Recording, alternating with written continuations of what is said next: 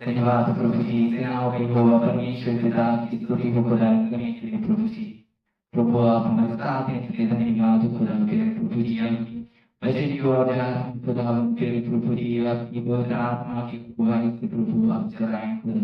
ऐसा प्रभु विनती करता हूँ खुदा और प्रभु जी आप विनती करें यीशु नाम के नाम में आमीन आमीन। अभी हम वचन की ओर जाएंगे और आज के वचन के लिए हम देखेंगे जो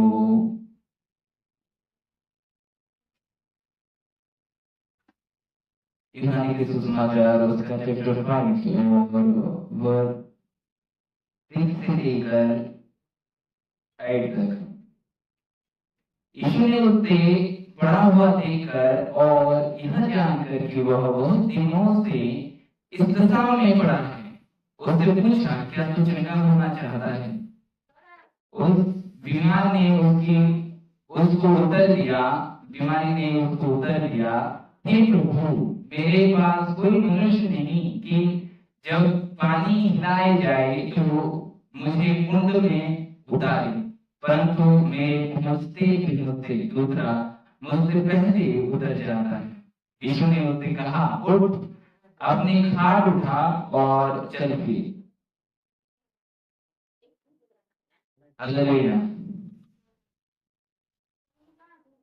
एक ऐसी मनुष्य की कथा है जो 38 वर्ष से रोगी थी।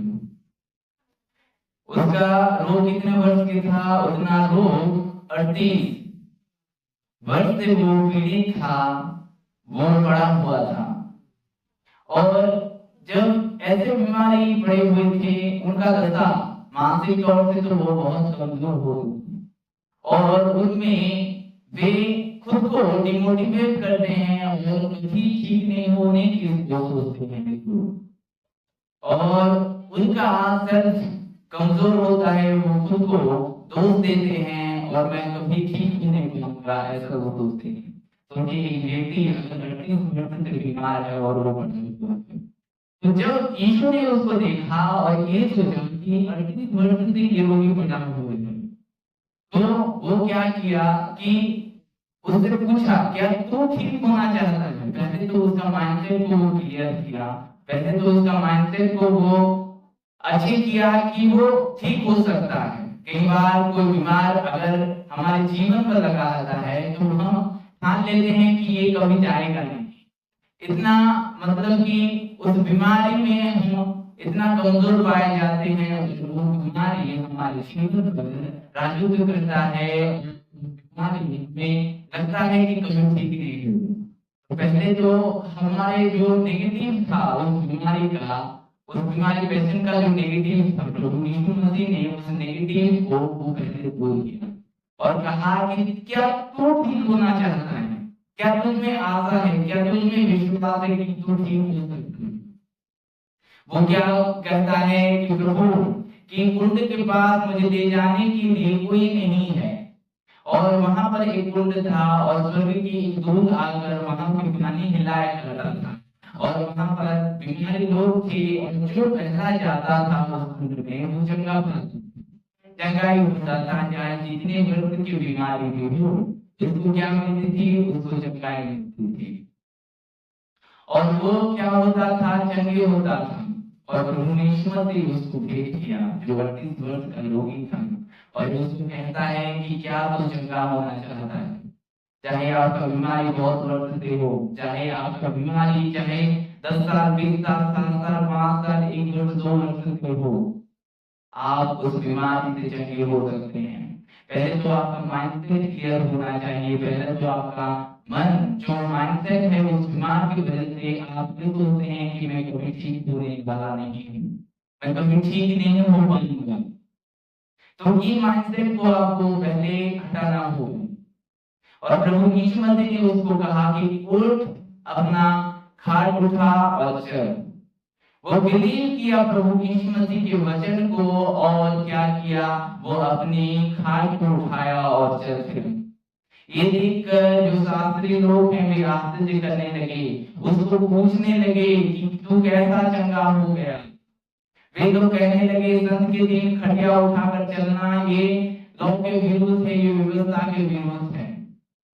समय में विपत्ता चल रहा था और प्रभु ने उसको चंगा किया।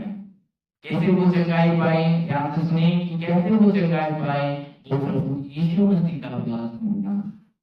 जब वो उससे मिला तो प्रभु यीशु मसीह उसको जाने कि ये 38 वर्ष का रोगी है, और जब वो देखा कि ये बहुत पुराना रोगी है, एक 38 वर्ष यहाँ नहीं है।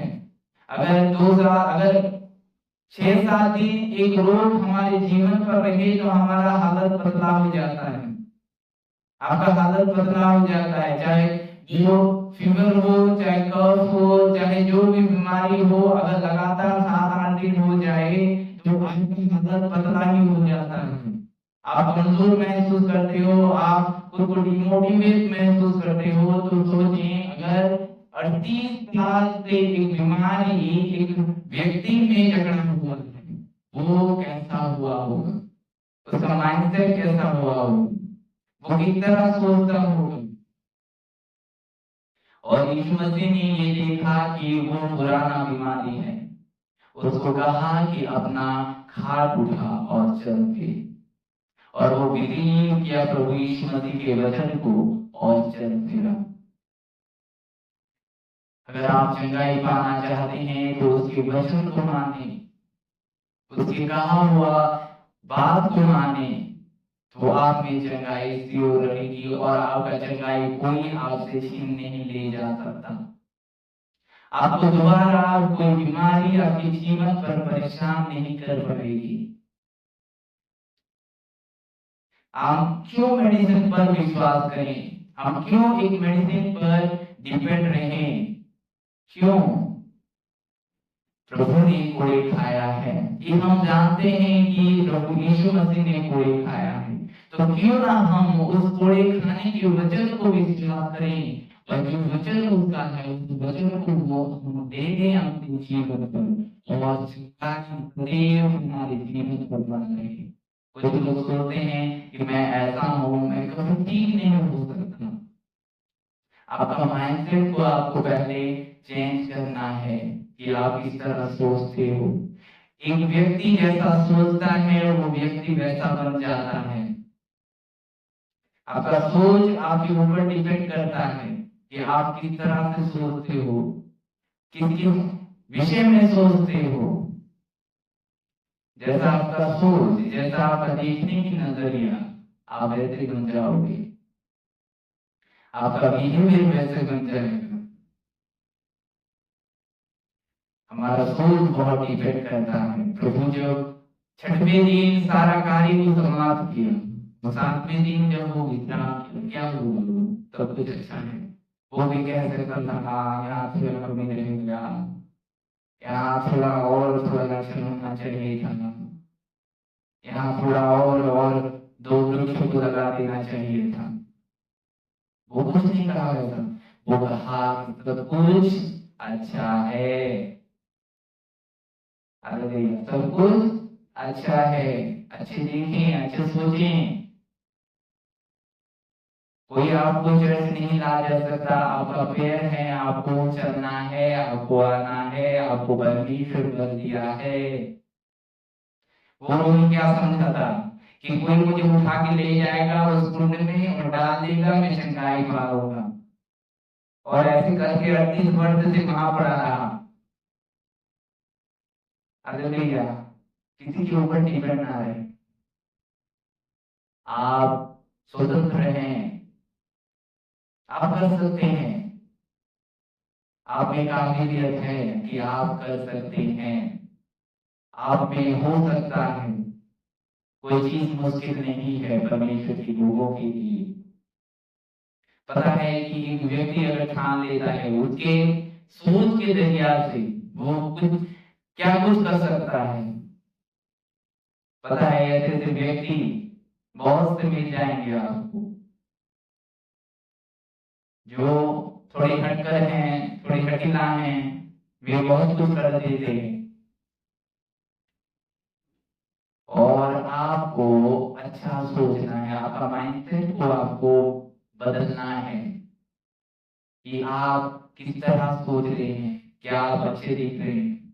क्या एक नजर में जो आंख आपको देख रहा है, दिखा रहा है, क्या उस नजर किया आपके मन को अच्छा लगा रहा है? क्या उसमें आप कमी ढूंढ रहे हैं?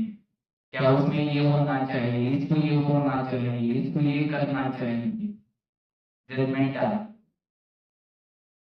ऐसे करेंगे तो आप जजमेंटल की स्थिति में आपका माइंडसेट रह जाएगा और आप अच्छा महसूस नहीं कर पाओगे।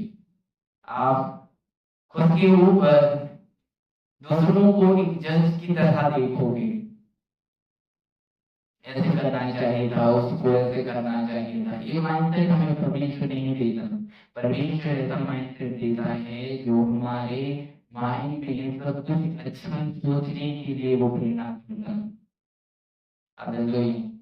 वो अच्छा सोचने के लिए हमें प्रेरणा करता है, अच्छा देखने के लिए प्रेरणा करता है। और परमेश्वर ने जो छठवें दिन में सब कुछ बनाया था, वो क्या था? सब कुछ अच्छा है। थोड़ी देर पहले मैं बताया कि सब कुछ अच्छा है,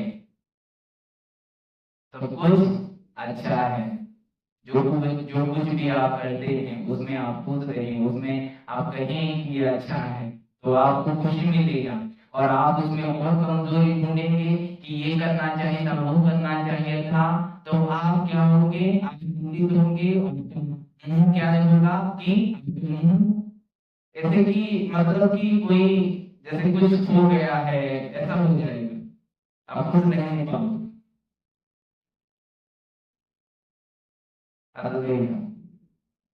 और उसकी 38 वर्ष का रोगी को पहले प्रभु यीशु मसीह ने क्या किया? उसके माइंडसेट को क्लियर किया, उसके मन की विचारों को वो बदला कि तू ठीक हो सकता है, कि तू ठीक हो सकता है। हाँ, हम बिना दवाई से भी ठीक हो सकते हैं। ये हमारा विश्वास है, आपको भी विश्वास करना है। हम ठीक हो सकते हैं। हालेलुया। और प्रभु ने कहा कि उठ, अपना खाट उठा और चल फिर।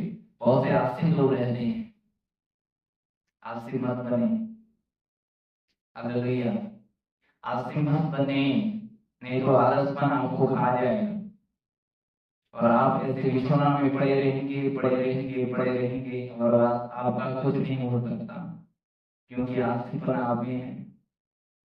पता है परमेश्वर अभी काम करता है, प्रभु यीशु मसीह अभी काम करते हैं। वो भी तो चाहते थे मैं रेस्ट ले लूं, क्यों वो काम करते? उनको क्या पड़ी है काम करना?